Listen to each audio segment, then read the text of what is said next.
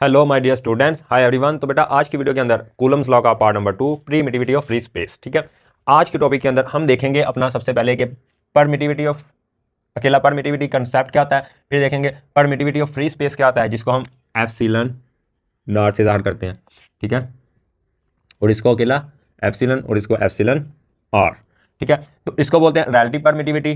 पहले कॉन्सेप्ट समझना, ये कोई टॉपिक नहीं है परमिटिविटी, लेकिन समझना है कि परमिटिविटी क्या होती है, फिर समझेंगे परमिटिविटी ऑफ फ्री स्पेस क्या होती है, और फिर हम ना समझेंगे जो स्पेशल टॉपिक है relative permittivity of a free space.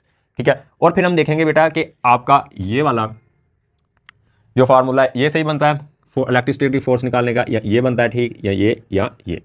In general तो ये सारे के सारे फार्मूले ठीक है।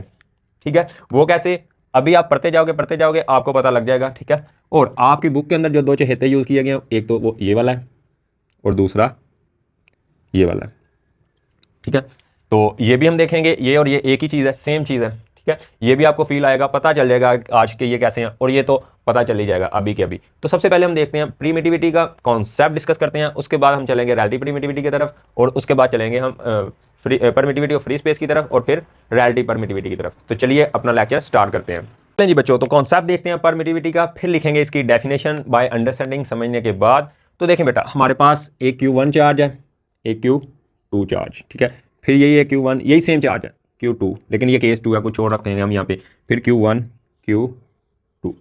अब देखें बेटा, अब ये जो चार्ज रखे हुए हैं हमने, ये यहाँ पे एक दूसरे के आमने सामने किस में रखे हैं, एयर में। इनके दरमियान कुछ भी नहीं है, कुछ भी नहीं है मतलब सिर्फ और सिर्फ एयर है, हवा है। एक चार्ज ये पड़ा हुआ है, एक चार्ज ये पड़ा हुआ है, और इनके दरमियान में क्या है, हवा, एयर। मीडियम कौन सा है, एयर मीडियम है। तो देखें यहाँ से हम अज्यूम करेंगे, हम समझ रहे हैं कि फोर्स लग रही है FQ2 के ऊपर। तो यहाँ से Q1 से Q2 के ऊपर कुछ फोर्स लगेगी, इलेक्ट्रोस्टैटिक फोर्स, ये जो पढ़ के हैं F21 सर, बिल्कुल लगेगी। अच्छा, अब देखें इसकी कहानी क्या होगी। मान लें हम सिर्फ इमेजिन करने के लिए, सिर्फ समझने के लिए हम देखेंगे कि यहाँ से ये फोर्स जा रही है, ये जा रही है, ये जा रही है, ये जा रही है, ये जा रही है, ये जा रही है। तो इस तरह से लाइनें जा रही हैं, लाइनें बना लें, ये भी फोर्स, ये फोर्स, ये फोर्स, ये फोर्स, ये फोर्स। ये वाला चार्ज इंटरेक्ट कर रहा है इसके साथ, इंटरेक्ट करने का मतलब उसके ऊपर कोई ना कोई फोर्स लगा रहा है। अच्छा, अब हमने मीडियम रखा हुआ एयर, तो एयर के अंदर ये एक एयर का पार्टिकल हो गया। ठीक है, एक ही मान लें। ठीक है, अब इसने ये एक जो फोर्स का कंपोनेंट आ रहा था, जो एक लाइन आ रही थी, इसको रोक देना, स्टॉप कर देना, क्रॉस कर देना। तो यहाँ पे मान लें हम अगर 10 लाइनें जा रही थी, ठीक है, तो स्टॉप कितनी हुई है सर, 1 1। तो यही इसकी परमिटिविटी होती है कि वो कितनी लाइनों को स्टॉप कर रहा है, जाने दे यानी कितनी लाइनों को स्टॉप कर रहा है, रेजिस्ट कर रहा है। क्या कर रहा है, रेजिस्ट या अपोज कर रहा है, मुखालफत कर रहा है, रुकावट डाल रहा है। जो मीडियम की रुकावट डालना है इलेक्ट्रोस्टैटिक फोर्स के पाथ में, रास्ते में, उसी को हम बेटा उस मीडियम की क्या बोलते हैं, परमिटिविटी बोलते हैं। क्या बोलते हैं, परमिटिविटी बोलते हैं। और ये किसकी होती है, मीडियम की होती है। मान लें यहाँ पे हमने रख लिया ग्लास। ठीक है, यहाँ पे कुछ शीशे का ग्लास रख लिया, एक Q1 चार्ज इधर, Q2 इधर। तो हमने देखा कि उसके अब चार्ज की हम पार्टिकल पिक्चर बनाने लगे हैं। तो वहाँ पे एक पार्टिकल था, ठीक है, उसको जरा मैं रेड से दिखाता हूँ। ये देखें, यहाँ पे एक पार्टिकल था, यहाँ पे एक ये आ गया, एक ये आ गया। तो कुल मिला के यहाँ पे भी देखें लाइंस जा रही हैं, ये गई, ये गई, ये एक रुक गई, एक ये रुक गई। ठीक है, ये गई। अब हमने देखा क्या यहाँ पे कि यहाँ पे टोटल फिर से 10 जा रही थी। वैसे तो बेशुमार इलेक्ट्रिक फील्ड लाइंस पढ़ना है आगे, बेशुमार लाइनें होती हैं, लेकिन अभी देखें 10 जा रही थी, तो कितनी स्टॉप हुई हैं, रुकी कितनी है, 2। तो इसकी ये जो परमिटिविटी है, इसकी परमिटिविटी कितनी है, 1, और इसकी परमिटिविटी कितनी है, 2। इसी तरह बेटा हमने रख लिया इसी Q1 Q2 चार्ज को, यहाँ पे किसमें रखा था सर, ग्लास में, और यहाँ पे रख लेंगे वाटर के अंदर, पानी के अंदर। ठीक है, मतलब एक चार्ज लेके गए, एक इधर, और यहाँ पे ये मैं खड़ा हुआ हूँ, मैं अब किस में हूँ, स्विमिंग पूल में, पानी के अंदर। तो अब हमारा चार्ज के दरमियान इलेक्ट्रोस्टैटिक फोर्स कैसी होगी सर, इसकी हमें क्या पता होनी चाहिए, हमें पता होनी चाहिए इसकी परमिटिविटी। तो यहाँ पे रोकने वाला हम अज्यूम कर रहे हैं कॉन्सेप्चुअली 1 2 3 4 5। तो यहाँ पे 5 एरो रुक जाएंगे। तो टोटल कितने जा रहे थे सर, 10, और 10 में से कितने रुक गए हैं, 5। तो इसकी परमिटिविटी कितनी है, 5। इसकी परमिटिविटी कितनी है, 2। इसकी परमिटिविटी कितनी है, 1। और जो बेटा ग्लास की परमिटिविटी, उसके साथ यहाँ पे G लगा देते हैं, और जो वाटर की उसके यहाँ पे W लगा देते हैं, और जो हवा की है उसके यहाँ पे नॉट लगा देते हैं। ठीक है, इसीलिए इसको एप्सिलॉन नॉट पढ़ते हैं। ठीक है, क्यों पढ़ते हैं, क्या क्यों कहते हैं, आगे जाके समझ आएगा हमें। तो यहाँ से हमें समझ आया कि परमिटिविटी क्या होता है, रुकावट डालने का, बोले जो एबिलिटी है हमारे किसकी, हमारे मीडियम की। मान लें एक सादा सी सिंपल एग्जांपल से बेशक समझ लें। देखें ये एक खवातीन बैठी हुई है, एक ये दूसरी खवातीन बैठी हुई, अब ये कर रही हैं बातें एक दूसरे से। तो मुझे बताएं, एक केस तो ये हो गया कि इनके दरमियान कुछ भी नहीं है। सर कुछ भी नहीं है मतलब एयर है, एयर तो मौजूद होती है, ठीक है। और दूसरा केस ये फिर से ये बैठी हुई है और इनके दरमियान कुछ दीवार है, वाल है। अब यहाँ से आवाज़ जा रही है टन टन टन टन टन टन, कोई स्टॉप नहीं है, कोई रोकने वाला नहीं है, ठीक है। हो सकता है थोड़ी बहुत रुक भी जाए, मतलब अगर वो 100 जूल की एनर्जी से बोल रही थी तो हो सकता है 99.5 जूल गुजरी हो और 0.5 जूल उसने रोक दी हो। तो इसकी परमिटिविटी कितनी कम है, रुकावट डालने की एबिलिटी, वक़्त, ठीक है। अब यहाँ पे देखो कैपेसिटी, ठीक है। अब यहाँ पे देखो, यहाँ पे दीवार रख दी है तो यहाँ पे तो बिल्कुल ही 50 जूल एनर्जी जा रही है, आगे सिग्नल जा रहा है, या सिग्नल कर लें, जूल छोड़ें परसेंट लगाएं, ठीक है। 100%, 99%, 5% और यहाँ पे भी 50, और 50% क्या हो रही है, स्टॉप हो रही है। तो यहाँ पे परमिटिविटी किसकी ज़्यादा है, ये जिस मीडियम, जहाँ पे मीडियम क्या है हमारा, वाल, तो वाल की हमें यहाँ से पता चल गया परमिटिविटी ऑफ वाल क्या है, वो ज़्यादा है परमिटिविटी ऑफ एयर, जिसको ई नॉट बोलते हैं, उससे। ये सिंपल एनालॉजी है, अभी लिखना नहीं है, समझना है, सिर्फ और सिर्फ समझना है कि परमिटिविटी को बच्चे समझ लेते हैं कि परमिटिविटी होती है वो इजाज़त होती है। फॉर एग्जांपल वो समझ लेते हैं कि यहाँ पे परमिटिविटी है 9, अगर 9 लाइनें जा रही हैं, नहीं बेटा ये गलत। परमिटिविटी है जितनी उसने रुकावट डाली है, रेजिस्ट किया है, रोका है, हमारी फोर्स जा रही है, उसके ओपोजिट आने वाली जो चीज़ है, जो एबिलिटी है, जो इसको रोकने वाली फोर्स है, उसको बोलते हैं मेजरमेंट ऑफ परमिटिविटी। अभी डेफिनेशन लिखेंगे, अभी आपको समझ आ जाएगी, ठीक है। तो आई होप अब यहाँ से आपको समझ आ गया होगा कि यहाँ पे फिर फोर्स सबसे ज़्यादा, देखो ना 9 लाइनें जा रही हैं, यहाँ पे EG के अंदर उससे कम और इसके अंदर उससे भी कम FW। तो यहाँ से बेटा हमने रिजल्ट निकाला कि अगर हमारी परमिटिविटी क्या हो, ज़्यादा हो, तो वो किसके इन्वर्सली प्रोपोर्शनल होती है, फोर्स के, ठीक है। इलेक्ट्रोस्टैटिक फोर्स के क्या है, वो इन्वर्सली प्रोपोर्शनल है, इन्वर्स है, रुकावट है, एनिमी है, कोई उल्टा, ठीक है। तो यहाँ पे वो क्या करेगा, इसकी इलेक्ट्रोस्टैटिक फोर्स को कम करेगा जितनी जितनी वैल्यू बढ़ती जाएगी। पढ़ा है ना कूलम लॉ, ठीक है। अब आई होप आपको परमिटिविटी का कॉन्सेप्ट समझ आ गया होगा। अब हम इसकी डेफिनेशन लिखते हैं और थोड़ी सी इसके ऊपर और ऑब्जर्वेशन लेते हैं और थोड़ी इसकी परमिटिविटी की वैल्यूज देखते हैं। ये वैल्यूज तो मैंने सिर्फ आपको समझाने के लिए जस्ट एज अ कंसीडर की थी, तो फिर उसके बाद चलेंगे आगे टॉपिक के ऊपर। जी स्टूडेंट्स, तो हमारी डेफिनेशन आ गई है सामने, the permittivity of a medium. सबसे पहली बात ये किसकी होती है, किसी ना किसी खास मीडियम की होती है, ठीक है। मीडियम पे डिपेंडेंट, मीडियम की प्रॉपर्टी होती है ये। अगर हम हवा ले रहे हैं तब परमिटिविटी अलग होगी, जिसको एप्सिलॉन नॉट बोलते हैं। अगर हम ग्लास ले रहे हैं उसकी परमिटिविटी EG, उसकी वैल्यू अलग होगी। अगर हम वाटर ले रहे हैं मीडियम, तो उसकी परमिटिविटी अलग होगी। इसी तरह अगर हम वो जो है परमिटिविटी मीडियम ले रहे हैं, ऑयल, कई किस्म के लिक्विड यूज़ करते हैं, तो वहाँ पे ऑयल के लिहाज से परमिटिविटी होगी, ठीक है। इसी तरह फार्मिका, मतलब डिफरेंट हम मटेरियल यूज़ करेंगे, डिफरेंट उनकी क्या आएगी, रोकने की पावर शो होगी, एबिलिटी शो होगी। तो उसी को एबिलिटी को उसकी को क्या बोलते हैं, permittivity of that specific medium. अब देखिए बेटा, यहाँ पे द एबिलिटी टू रेजिस्ट करने की, रोकने की, मतलब ये Q1 ये Q2, फोर्स किधर जा रही है, इधर। मान लें ये फोर्स जा रही है 100%, ठीक है। रेजिस्ट करना है, यहाँ पे स्टॉप करना है, मान लें इसने रोक दी कुछ 2%, ठीक है। तो ये जो 2% इलेक्ट्रोस्टैटिक फोर्स को रोकने की एबिलिटी है, यही क्या है, उस मीडियम की परमिटिविटी है। और अगर हमने यहाँ पे एयर रखी है, हवा, तो ये किसकी परमिटिविटी है, हवा की, और इसको E नॉट से शो करते हैं। अब इसको E नॉट से क्यों शो करते हैं ये भी बताता हूँ आपको, ठीक है। रेजिस्ट करना, रुकावट डालना, रोकना, और अपोज या मुखालफत करना, ठीक है। किसकी अपोज मुखालफत करनी है, द इलेक्ट्रोस्टैटिक फोर्स की, वो देखें बता दिया, इन द मीडियम के अंदर, ठीक है। Permittivity have inverse relation with electrostatic force. तो ये देखें, अगर हम पूरा अपना फार्मूला लिखें, F is equal to 1/4 pi E Q1 Q2 over R square. तो यहाँ पे जो परमिटिविटी है वो इनवर्स रिलेशन में है फोर्स के। जितनी हमारी परमिटिविटी की वैल्यू बढ़ती जाएगी उतनी फोर्स क्या होती जाएगी, कम होती जाएगी। और ये हमें फील भी हो रहा है, ठीक है। अगर यहाँ पे मीडियम हम और रख दें एयर की बजाय, ठीक है, कोई और सख्त हार्ड चीज़ रख दें, फॉर एग्जाम्पल आप मान लें वाटर रख दें, तो उसकी तो परमिटिविटी बहुत ज़्यादा है, हाँ। तो वहाँ पे हो सकता है 100 में से 50 लाइन्स स्टॉप कर जाएं, ठीक है। तो जितनी परमिटिविटी ज़्यादा उतनी इजाज़त कम होगी इलेक्ट्रोस्टैटिक फोर्स को Q1 को फोर्स लगाने की, किस पे, Q2 पे, या Q2 को किसके ऊपर, Q1 के ऊपर। तो आई होप आपको समझ आ गई होगी कि परमिटिविटी का क्या कॉन्सेप्ट है। अब हम समझते हैं कॉन्सेप्ट ऑफ इसका, परमिटिविटी ऑफ फ्री स्पेस का, ठीक है। और इसके अंदर हमें कुछ ऑब्जर्वेशंस लेनी पड़ेंगी, कुछ कैलकुलेशंस करनी पड़ेंगी। तो थोड़ा सा सब्र के साथ, ध्यान के साथ चीज़ को कनेक्ट करना है, देखना है कि जा किस तरफ रही है। आपके सारे के सारे क्वेश्चन क्लियर होंगे, सारे के सारे कॉन्सेप्ट आपके क्लियर हो जाएंगे, ठीक है जी। तो शुरू करते हैं परमिटिविटी ऑफ फ्री स्पेस। चलें जी बच्चों, तो स्टूडेंट्स पिछले जो सिनेरियो में हम परमिटिविटी का कॉन्सेप्ट देख के आए हैं, हमने देखा था कि जब दो चार्जेस के दरमियान Q1 और Q2 के दरमियान, ठीक है, Q1 और Q2 के दरमियान जब हमारा मीडियम क्या एयर, तो परमिटिविटी क्या E0, और ये सबसे कम परमिटिविटी होती है। सर इसका मतलब क्या कि सबसे कम मतलब बेटा यहाँ पे आप दुनिया का कोई भी मीडियम ले लें, EM की जगह आप ग्लास ले लें, उसकी परमिटिविटी क्या होगी E0, एयर से ज़्यादा। ठीक है, आप वाटर ले लें, उसकी परमिटिविटी क्या होगी इससे ज़्यादा। ठीक है, फिर आप अपना फार्मिका जो होता है M वो ले लें, उसकी परमिटिविटी इससे ज़्यादा। फिर आप अपना ऑयल ले लें, उसकी परमिटिविटी उससे ज़्यादा। इस तरह जितनी मर्जी चीज़ें, जितने मर्जी लिक्विड ले लें, जो मर्जी ले लें, जो मर्जी दुनिया का आप क्या ले लें मीडियम ले लें, सबसे कम परमिटिविटी किसकी होगी सर एयर की, हवा की। ठीक है, तो अब हमने ये भी पढ़ा है कि परमिटिविटी का जो रिलेशन होता है वो फोर्स के साथ क्या होता है इनवर्स। तो सबसे कम परमिटिविटी तो फोर्स भी यहाँ पे क्या होगी सबसे ज़्यादा, तो इस फोर्स को F0 से शुरू कर देते हैं, और इस हमारी जो परमिटिविटी है इसको E0 से, और इसी को कहते हैं free permittivity of a free space, यानी फ्री स्पेस की जो परमिटिविटी है वो सबसे कम है। और ये बहुत बहुत हमारी फेवरेट परमिटिविटी है, इसी एक वैल्यू को याद रखना है इसकी, ये देखें।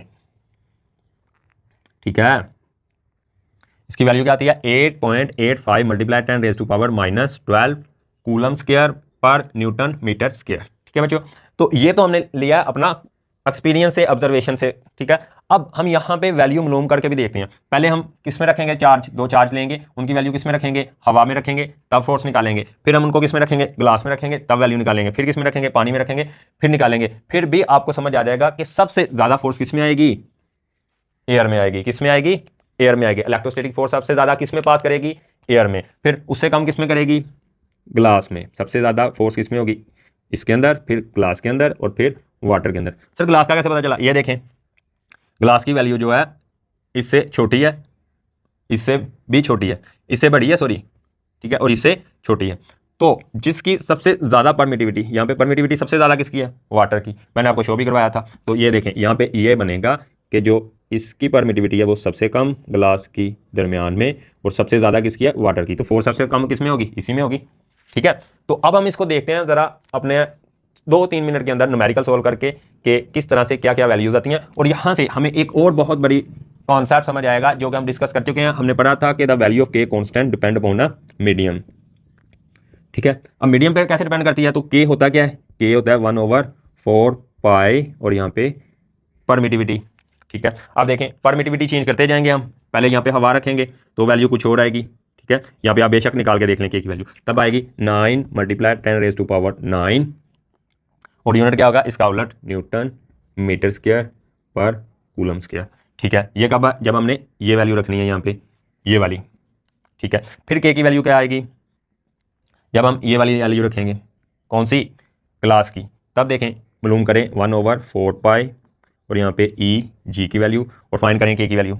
ठीक है, खुद से शाबाश जल्दी जल्दी करें, मैं भी बता दूंगा लेकिन खुद से सोल्व करना सीखें। करना कैसे है सर, इसको परेशान हो गए, करना क्या है यहाँ पे देखो के = 1 डिवाइडेड बाई 4 3.14, ये किसकी वैल्यू आ गई पाई की, और यहाँ पे वैल्यू किसकी रखनी है हमने ये वाली इसकी 3.01 मल्टीप्लाई 10⁻⁻11। ठीक है, ये रखेंगे आपके पास के की वैल्यू आ जाएगी। फिर हमने के की वैल्यू कहाँ पे निकालनी है ये वैल्यू रख के 1/4 पाई EW, और इसको सॉल्व करना है। तब हमारे पास सॉल्व करके क्या वैल्यूज आएंगी देखते हैं। देखें बेटा, तो यहाँ पे जो वैल्यू निकल के आएगी वो आएगी हमारी 2.65 मल्टीप्लाई 10⁻⁹, और यहाँ पे फिर से न्यूटन मीटर स्क्वायर पर कूलम स्क्वायर। ठीक है, सोल्व करेंगे कैलकुलेटर से तो करनी आ जाएगी। यहाँ पे भी वैल्यूज रखेंगे, और जब यहाँ पे हम सोल्व करेंगे तो यहाँ पे हमारी वैल्यू आएगी, मैं देख लूँगा कैलकुलेटर से। तो यहाँ पे जो बेटा वैल्यू आएगी 1.12 मल्टीप्लाई 10⁻8 न्यूटन मीटर स्क्वायर पर कूलम स्क्वायर।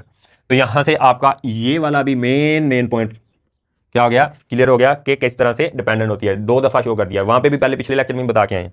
ठीक है, तो आई होप आपको ये समझ आ गई होगी कि के की वैल्यू किस तरह से डिपेंडेंट है। अब इन्हीं के की वैल्यूज तो हमें चाहिए होती हैं परमिटिविटी की वैल्यू पुट करके। अब आसान सी आपको कैलकुलेशन देता हूँ जिससे आपको ये भी समझ आ जाएगा कि फोर्स किस में ज़्यादा होगी किससे में कम होगी। फिर हम अपना कॉन्सेप्ट पढ़ेंगे रिलेटिव परमिटिविटी का। अब देखें बेटा, अब यहाँ पे हमने फोर्स निकालनी है।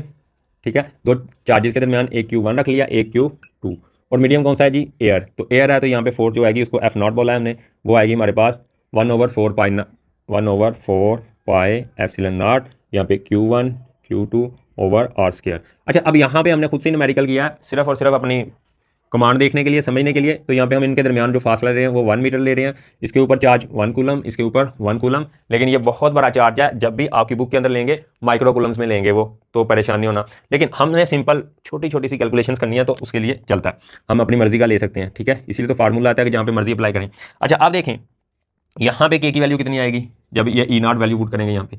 तो ये वाला भी फार्मूला ठीक है। देखें, आपने जो मीडियम रखना है उस मीडियम की जगह वो चीज़ लगा देंगे। हमने एयर रखा तो एप्सिलॉन नॉट, और यहाँ पे भी एप्सिलॉन नॉट। जब यहाँ पे हम अपनी वैल्यू पुट करेंगे इस फार्मूले के अंदर 1/4 पाई की जगह 3.14 मल्टीप्लाई, और यहाँ पे एप्सिलॉन नॉट की वैल्यू 8.85 मल्टीप्लाई 10⁻⁻12, ठीक है। तो जब इसको सॉल्व करेंगे तो हमारे पास आंसर क्या आएगा, 9 मल्टीप्लाई 10⁻9 और साथ में यूनिट न्यूटन मीटर स्क्वायर पर कूलम स्क्वायर, ठीक है। अब मल्टीप्लाई यहाँ पे Q1 चार्ज कितना है 1 कूलम, Q2 कितना है 1 कूलम, ठीक है, और वहाँ पे डिस्टेंस 1 मीटर स्क्वायर, ठीक है। 1 का स्क्वायर करेंगे, 1 का स्क्वायर 1 और मीटर का मीटर स्क्वायर। अब देखें यहाँ पे ये 1 से 1 मल्टीप्लाई है, 1 1 का 1 और यहाँ पे कूलम स्क्वायर आ जाएगा, ठीक है। अब यहाँ देखें, यहाँ पे ये मीटर स्क्वायर से ये मीटर स्क्वायर कट गया, ये कूलम स्क्वायर से ये कूलम स्क्वायर कट गया, तो हमारे पास फोर्स कितनी बची, F0 बराबर बची 9 मल्टीप्लाई 10⁻9 न्यूटन। कितनी बची, 9 मल्टीप्लाई 10⁻9 न्यूटन। अब इसी तरह से बेटा सेम फंडा लगा के हम यहाँ पे वैल्यू फाइंड करेंगे, किसके अंदर, ये वाले मीडियम के अंदर। तो वहाँ पे Fg जो आएगी हमारी वो कितनी आएगी, सेम। देखो इस पे फर्क पड़ा वैल्यू रखने से, नहीं। तो इसमें भी कौन सी वैल्यू आई थी इसकी, ये आई थी। तो यही फोर्स आ जाएगी हमारी सिर्फ 2.65 मल्टीप्लाई 10⁻9 न्यूटन, ठीक है। क्योंकि वहाँ पे सिर्फ और सिर्फ ये वैल्यू रखनी है हमने। मैं आपको दिखा भी देता हूँ, ये देखें, यहाँ पे हम फिर से क्या रखेंगे, Fg, और यहाँ पे भी G, और यहाँ पे भी G, ग्लास की वैल्यूज, ठीक है। तो यहाँ पे 2.65 मल्टीप्लाई 10⁻9 न्यूटन मीटर स्क्वायर पर कूलम स्क्वायर। फिर से ये कूलम से कूलम कट गया, मीटर स्क्वायर से मीटर स्क्वायर कट गया, तो हमारे पास वैल्यू क्या आएगी, ये आएगी, ठीक है। फिर इसी तरह वाटर के अंदर करेंगे हम लोग, तो वाटर के अंदर हमारी जो वैल्यू आएगी, तो बेटा वाटर के अंदर जो हमारी वैल्यू आएगी Fw वो आएगी हमारी 1.12 मल्टीप्लाई 10⁸ न्यूटन, ठीक है। अब देखें यहाँ से हमें कैलकुलेशन लेने से भी पता चल गया। आप जितनी मर्जी दफ़ा इसको टेस्ट करें कि हमारी जो वैल्यू है किसकी, बोलें, F0 की फोर्स, F0 एयर के अंदर इलेक्ट्रोस्टैटिक फोर्स वो सबसे ज़्यादा है। उससे कम किस में है, ग्लास में। उससे कम, सबसे कम किस में है, वाटर में, F इन वाटर। तो यहाँ से हमें यह भी पता चला कि सबसे ज़्यादा परमिटिविटी किसकी थी, सर वाटर की।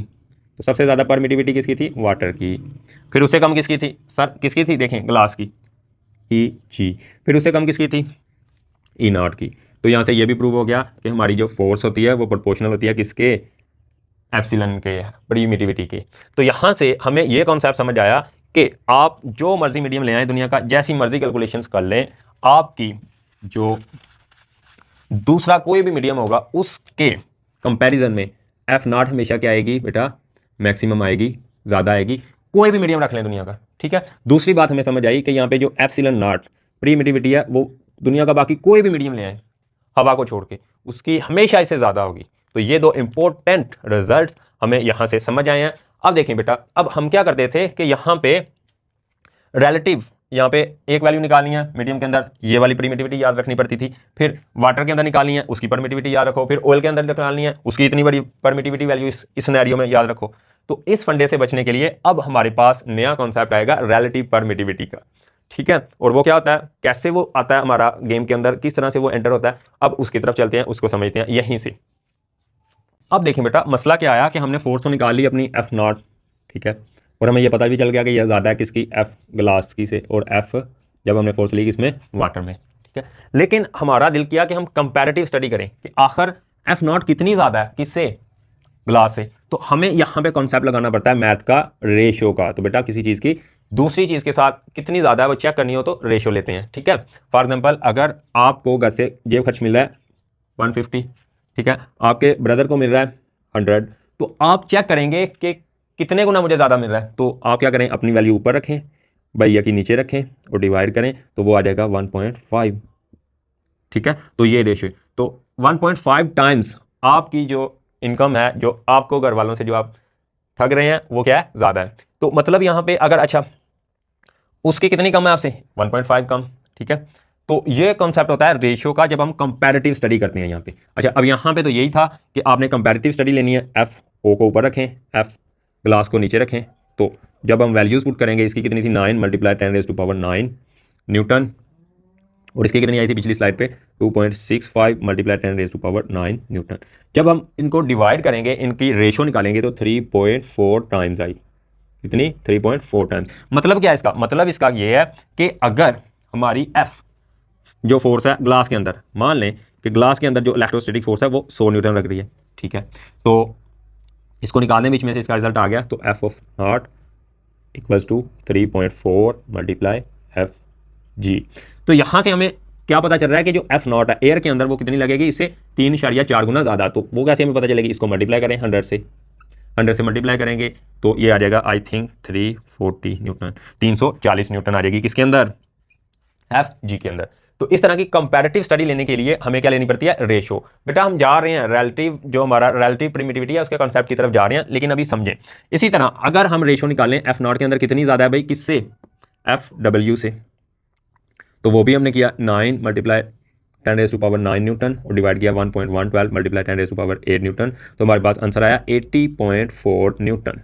देखो ये कंपैरेटिव स्टडी हमें बता रही है कि यहाँ पे जो फोर्स है एफ नॉट वो कितने गुना ज़्यादा है, कितने गुना ज़्यादा है किस फोर्स से, हाँ किस फोर्स से, डब्ल्यू से, एफ डब्ल्यू से वो ज़्यादा है 80.4 टाइम्स। मतलब क्या बनता है इसका, मतलब ये बनता है कि अगर एफ नॉट बराबर 80 पॉइंट इंटू एफ डब्ल्यू, यहाँ से बनाइए इक्वेशन, इसको दूसरी साइड पे ले गए हैं, इसका आंसर आ गया था ये। तो यहाँ पे F not over F W, ठीक है, इसको इधर ले गए तो मल्टीप्लाई हो रहा है। अच्छा अब देखो एफ नॉट कितनी आएगी यहाँ से, अगर ये हम फिर से 100 रख लें, मान रहे हैं ठीक है कि अब की बारी भी हमारी फोर्स कितनी है, 100 है किसके अंदर, वाटर के अंदर।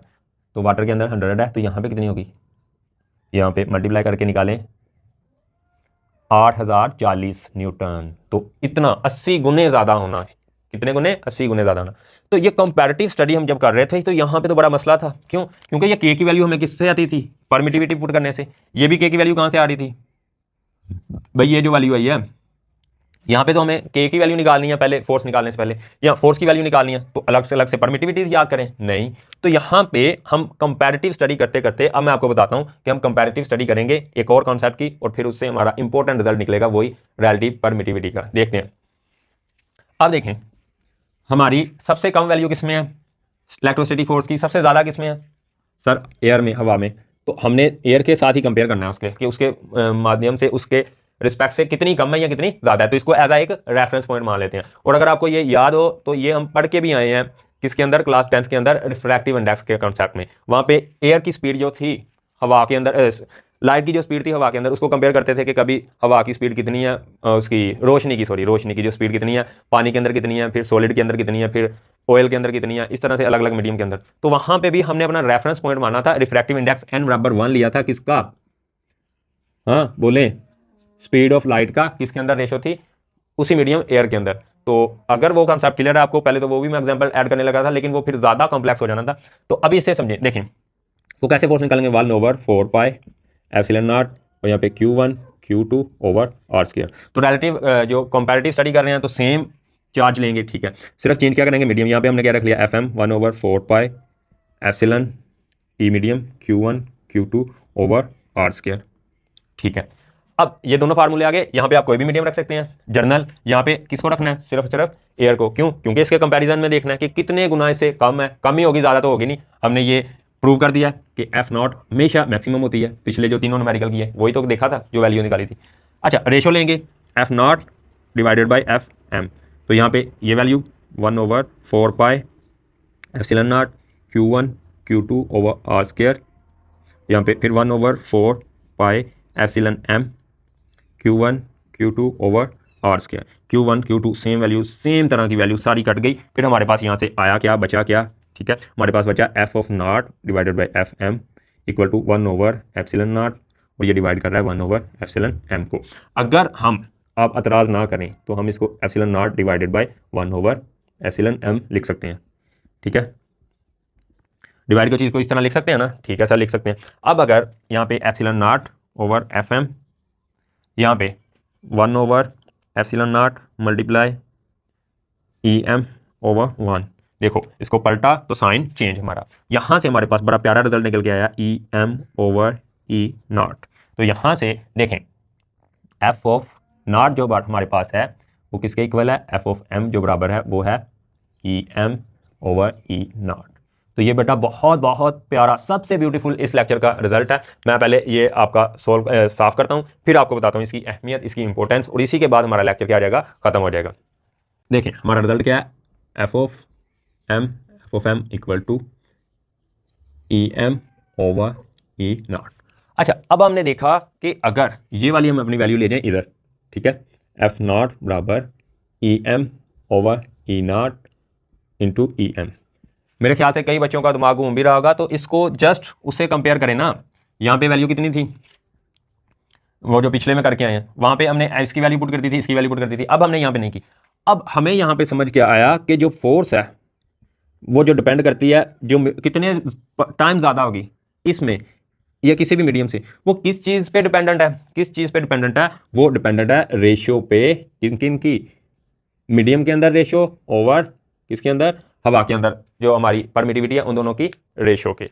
मतलब ये जो हम फोर्स निकाल रहे थे कितने गुना ज़्यादा है किसके लिहाज से, ठीक है, मीडियम के अंदर, हवा में कितनी ज़्यादा है, मीडियम मान लें यहाँ पे वाटर के लिहाज से, तो वो जो 80.4 टाइम ज़्यादा आ रही थी वो किस फैक्टर पे डिपेंडेंट थी, वो सिर्फ और सिर्फ किस पे थी, ई एम पे और क्यू नॉट पे। देखें जब हमने फार्मूला लिखा 1/4 पाई Q1 Q2 over R square और यहाँ पे एप्सिलॉन नॉट, फिर हमने उसका लिखा 1/4 पाई ई वाटर के अंदर Q1 Q2 over R square. तो ये देखो ये तो सेम सारे एक तरह के थे, ठीक है, इन्होंने तो नहीं कोई भी फर्क डालना, ये भी एक तरह के थे इसलिए कट गए। तो बचा गया फिर 1/एप्सिलॉन नॉट और 1/E जिसको हमने मीडियम के रखा है। तो ये चीज़ इस फैक्टर पे डिपेंड करती है, और इस फैक्टर को, ये कौन सी है हमारी रेशियो, और इस रेशियो को स्पेसिफिक नाम देते हैं। जैसे एयर के अंदर वहां पे हमने स्पीड ऑफ लाइट मेजर करते करते C/V को रेशियो, ये किसमें है स्पीड ऑफ लाइट, एयर में, हवा में, किसमें, एयर में, हवा में, और ये किसमें, किसी भी मीडियम में, आप पानी में मान लें, आप दीवार में मान लें, ग्लास में मान लें,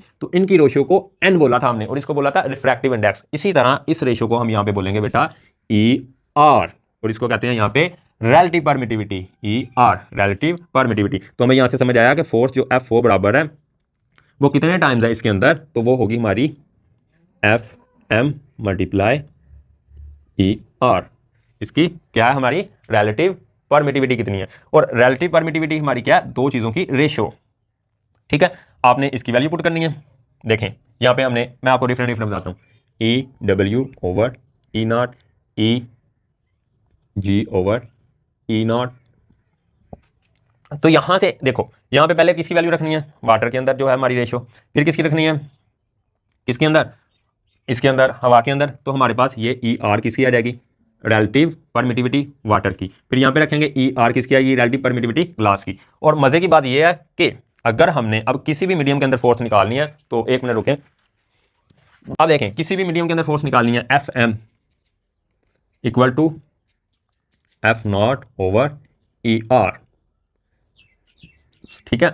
क्या करना है, इलेक्ट्रोस्टैटिक फोर्स लेनी है किसके अंदर, एयर के अंदर, ठीक है, और वहां पे पुट क्या कर देना है, सिर्फ रिलेटिव परमिटिविटी। और रिलेटिव परमिटिविटी ये जो ER है हर मीडियम के लिए से आपका टेबल बना हुआ है, वो के अंदर अगर आप टेबल देखेंगे वहाँ पे ऑयल की, फार्मिका की, और जो एयर की है, हवा की होती है, वैक्यूम के साथ होती है 1.0006, तो इसको 1 ही कंसीडर करते हैं, ठीक है। ये कौन सी है, रिलेटिव परमिटिविटी। तो बजाय इतनी बड़ी बड़ी वैल्यू याद करने के, आपको रिलेटिव परमिटिविटी या तो गिवन होगी या याद कर लेनी है वहाँ से टेबल से, वो पुट करते जाना है और अपनी वैल्यू निकालते जाना है। फॉर एग्जाम्पल यहाँ पे पुट करें FM, यहाँ पे F नॉट की वैल्यू पुट करें 1/4 पाई एप्सिलॉन E नॉट, और ये वाला ER नीचे वाला, और यहाँ पे Q1 Q2 over R square. देखें सारा का सारा चार्ज की वैल्यू पुट कर ली दोनों की, ठीक है, और किसकी कर ली, डिस्टेंस की कर ली, ठीक है। मान लें वही वाला कॉन्सेप्ट, Q1 है, यहाँ पे हमारे पास Q2 है, इनके दरमियान निकालनी है। तो यहाँ पे इसके ऊपर 1 कूलम, इसके ऊपर 1 कूलम, डिस्टेंस ले लिया 1 मीटर, वो पुट कर ली सारी।